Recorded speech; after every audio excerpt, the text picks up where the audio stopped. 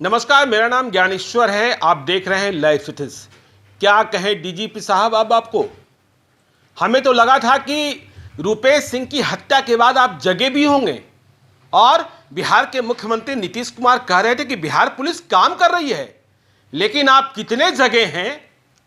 जो सवाल हम उठा रहे थे वह फिर से हो गया। पटना में फिर से एक हत्या कर दी गई है और हत्या की यह वारदात फिर से दिन दहाड़े हुई है। अभी से कुछ देर पहले सुल्तानगंज थाना क्षेत्र के गुलबी घाट पर अलाउद्दीन नाम के एक व्यक्ति को गोलियों से दिन दहाड़े भून दिया गया है। क्या बात है डीजीपी साहब? मैं पहले भी कह रहा था, अब भी कह रहा हूं कि हम सभी जो आवाज उठा रहे हैं वह मसला सिर्फ रुपेश सिंह की हत्या का नहीं है। हम सभी चाहते हैं कि रुपेश सिंह के हत्यारे पकड़े जाए, लेकिन इससे बड़ा लार्जर कंसर्न यह है कि हम आपको इसलिए जगाना चाहते हैं क्योंकि आप सोए हुए हैं। अपराध को रोकने के लिए आप कुछ नहीं करते हैं। हम तब भी कह रहे थे, आज भी कह रहे हैं, प्रिवेंशन ऑफ क्राइम और डिटेक्शन ऑफ क्राइम में बड़ा फर्क है। अभी जो आप कर रहे हैं, हत्या होती है, लूट होती है, उसके बाद आपके अफसर हाजिर हो जाते हैं, देर से सही लेकिन जाते जरूर हैं। और उसके बाद एसपी साहब पहुंचेंगे जो कभी घर से निकलते नहीं होंगे, निकलते ही नहीं है। आज यह बात प्रमाणित हो गई कि बिहार के डीजीपी फोन नहीं उठाते हैं। मुख्यमंत्री नीतीश कुमार को यह कहना पड़ा कि हम डीजीपी को कह देते हैं कि वो फोन उठाएं, तो इसका मतलब फोन नहीं उठाते थे। और जब डीजीपी का यह हाल है तो यही हाल तमाम एसपीज का है, वे भी फोन नहीं उठाते हैं। घर धुकबा तो है ही।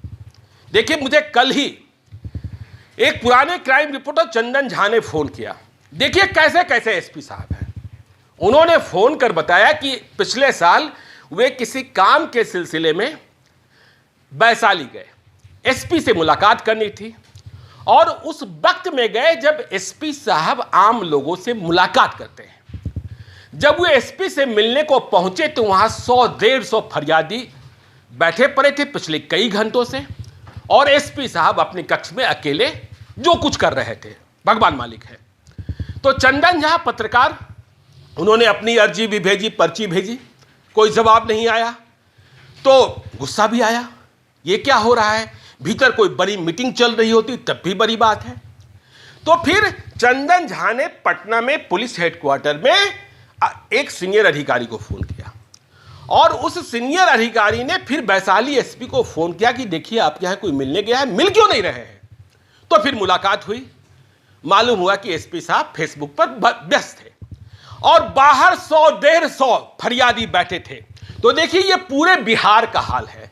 फोन नहीं उठाना, मिलने आए लोगों से नहीं मिलना, और 2 घंटे 3 घंटे इंतजार कराने के बाद बूट की धमक के साथ एसपी साहब निकल जाते हैं और सिपाही लेफ्ट राइट कराते रहते हैं, आज नहीं कल आइएगा, कल आइएगा, कल आइएगा। अरे एसपी साहब लोग, यदि आप नहीं मिलेंगे तो जानेंगे कहां? खैर, तो ये बात थी। लेकिन आज फिर से पटना में हत्या हो गई। मुझे तो यह लगा था कि रुपेश सिंह की हत्या के बाद पुलिस की हनक ऐसे ही दिखाई पड़ेगी कि अंडरवर्ल्ड में कोहराम मच जाएगा। मुख्यमंत्री नीतीश कुमार स्वयं कह रहे थे हम गंभीर हैं, हम मॉनिटर कर रहे हैं, लेकिन हुआ क्या? कोई कोहराम नहीं। अपराधियों को लगा कि पटना में कुछ भी कर सकते हैं और आज फिर कर दिया। गुलबी घाट पर अलाउद्दीन, जिसके बारे में कहा जा रहा है कि वो एम्बुलेंस ऑपरेटर है या एम्बुलेंस का ड्राइवर है, कुछ लोग यह भी बता रहे हैं कि वह वार्ड पार्षद का चुनाव भी लड़ा था। वह किसी का 100 जलाने, मतलब किसी के लिए या जैसे भी गुलबी घाट गया था। गुलबी घाट जो है क्रिमेशन घाट है, वहां अपराधियों ने घेर कर उसे मार दिया। तो फिर से पट्टा में बात। तो पुलिस वाले कब जगेंगे? जब सीएम से पूछा गया कि आपकी बात पुलिस वाले नहीं मानते हैं, डीजीपी नहीं मानते हैं, तो उन्होंने नहीं माना। लेकिन यदि बात मान रहे होते तो यह दिखता ना कि रुपेश सिंह की हत्या के बाद, जिसके बाद पूरे बिहार में कोहराम है, देश भर में चर्चा है कि अपराधियों के ठिकानों पर, अपराधी गिरोहों पर पुलिस टूट गई होती, लेकिन नहीं टूटी। और नहीं टूटने का ही परिणाम हुआ कि आज फिर से पटना में गोलियां चली और अलाउद्दीन की हत्या कर दी गई। तो इस बिहार पुलिस की जय कहें, विजय कहें या कुछ और कहें, कि ये काम कर रहे हैं, क्या मान लें? किसी के जबरिया कह देने से हम लोग मानने वाले नहीं हैं। और हम लोग सवाल उठाने वाले वैसे लोग हैं, जब कहा जाता है कि आप किसके समर्थक, किसके विरोधी, तो आप समझ लीजिए कि हम लोग सवाल उठाने वाले वे लोग हैं जिन्होंने जंगल राज के खिलाफ भी लड़ा है।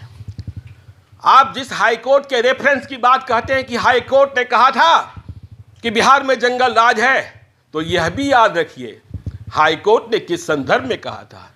मीडिया रिपोर्ट्स का हवाला देते हुए कहा था, मीडिया में जो अपराध की घटनाएं कवर की जा रही थी। तो हम आवाज तब भी उठा रहे थे। हम वे लोग हैं जो चारा घोटाले को फोड़े हैं। तो इसलिए बिहार में यदि अपराध हो रहा है तो हम बोलेंगे, आज न कल आपको सुनना ही पड़ेगा। और ऐसे जो मैंने कहा ना, सरदार पटेल भवन कलंक भवन बनता जा रहा है। जब आप कुछ काम करेंगे ही नहीं करेंगे, अपराधियों पर टूटेंगे ही नहीं टूटेंगे, तो आपने वर्दी क्यों पहन रखी है? इस वर्दी का मतलब क्या है? हम बार बार कहते हैं कि ये जो वर्दी है यह अब आम लोगों के लिए खौफ की वर्दी है। सिर्फ सीट बेल्ट के लिए, हेलमेट के लिए, और जब वीआईपी मूवमेंट होता है तो उसके लिए लेफ्ट राइट के लिए। अपराधियों पर टूटने के लिए वर्दी नहीं है। तो आज पटना में फिर से गोलीबारी हुई है, अलाउद्दीन की हत्या कर दी गई है। यह सिलसिला कब तक चलता रहेगा पता नहीं, लेकिन जब तक यह सिलसिला बंद नहीं होगा हम आवाज उठाते रहेंगे। आप बने रहिए लाइव सिटी के साथ। यदि अब तक आपने हमारे यूट्यूब चैनल को सब्सक्राइब नहीं किया है तो जरूर कर लीजिएगा, और यदि इस वीडियो को फेसबुक के माध्यम से देख रहे हैं तो पेज को लाइक कीजिएगा, ट्विटर पर भी हमें फॉलो कीजिए। धन्यवाद।